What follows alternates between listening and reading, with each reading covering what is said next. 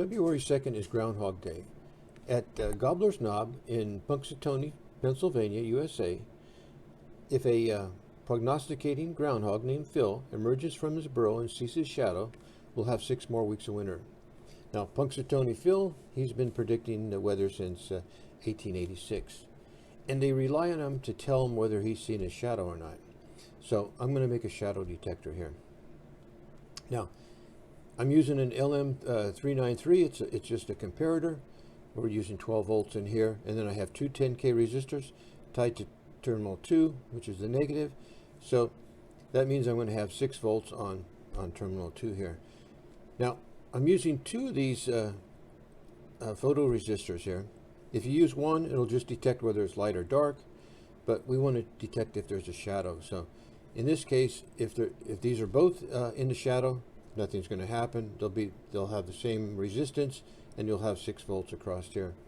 If they're both in the light, you'll have the same resistance, and you'll have 6 volts here. Nothing will happen.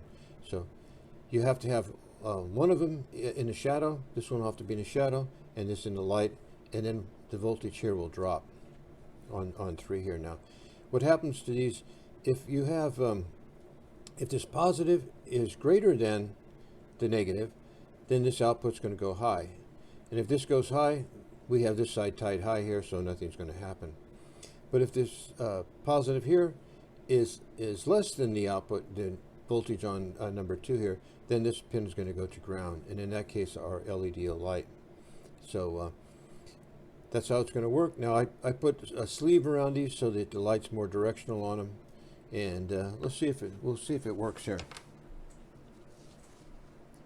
Let me turn the light down. Get a little shadow. Okay, they're both in the shadow.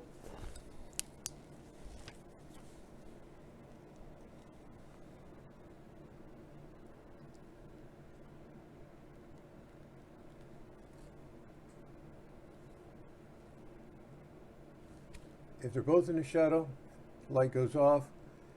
If he just covers up one of them, the light will go on. So there we go, like that. There he is there. So that's gonna work out just fine. So we know that he's in the shadow. That's it. Thank you.